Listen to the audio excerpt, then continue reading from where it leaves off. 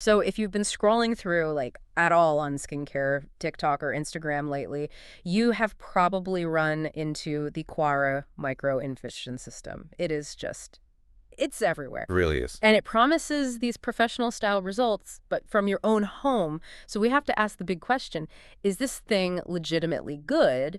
Or is it just, another overhyped beauty trend? And that's exactly what we're going to do in this deep dive. We are trying to cut through all that marketing noise and really break down what the product claims, the science behind it, and figure out if it's actually going to work for you. Okay, let's unpack it then. The brand's big selling point is that it uses these ultrafine needles. They keep saying they're much thinner than traditional microneedling tools. Right.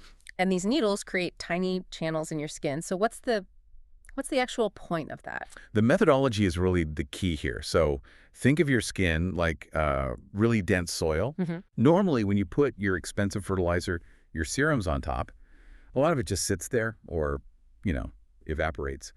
These microchannels are like tiny little aeration tools. Ah, I They see. make sure your active ingredients actually get down past that superficial layer to absorb much, much more deeply. The goal is better texture, a boost in hydration, and softening those fine lines. But wait, we need to clarify something important there. You said dermatologists use similar methods. So is Quare doing the exact same thing as a professional microneedling session? No, not exactly. And that's a crucial distinction. Professional microneedling usually involves longer needles. It's focused on depth to, create a minor trauma that stimulates collagen. For things like scars and deeper wrinkles. Exactly.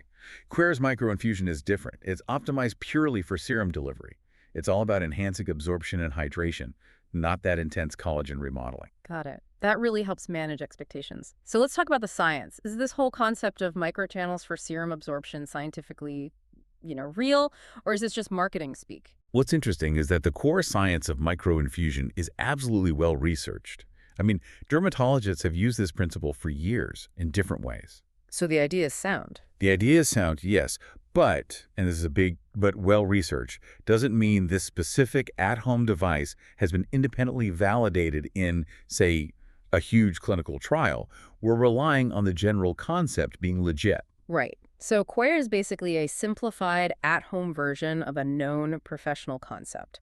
That's the trade-off, I guess. Convenience over clinical proof for this one device. Precisely. And when you look online, a lot of users do report what you'd expect, smoother skin, a brighter look after a few sessions. It lines up with those hydration and texture goals. That said, it is not a miracle fix, and this is our crucial reality check. Mm-hmm. The results are going to be super variable, depends on your skin type, and crucially, it all hinges on you following the instructions to the letter, especially Yeah. about sterilization. Oh, absolutely. Needles are involved. You can't just skip the hygiene steps. That's just a recipe for disaster, for irritation, or an infection. A huge mistake. And you shouldn't expect those massive overnight changes, right? It's not going to fix deep wrinkles or serious acne scars the way an in-clinic laser might. It's an investment, and you have to be consistent. So, the bottom line, based on the technology and the methodology, Mm. Qure is a real product. It's leveraging known scientific principles for better ingredient delivery. It's not a scam. The key takeaway for you, Len, is all about managing your expectations. This is for subtle, gradual improvements.